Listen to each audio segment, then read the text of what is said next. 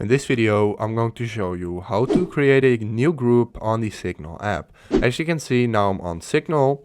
So what you want to do, you want to hit the big blue button at the bottom right corner. So hit it, and then you want to hit add new group at the top.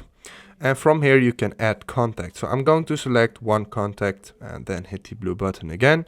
Now you can add a name. So I just select test 3, then hit create, and as you can see it says invitation sent. So this is a bit different than WhatsApp, for example, because if you create a group, people will be invited to the group and not added by it automatically.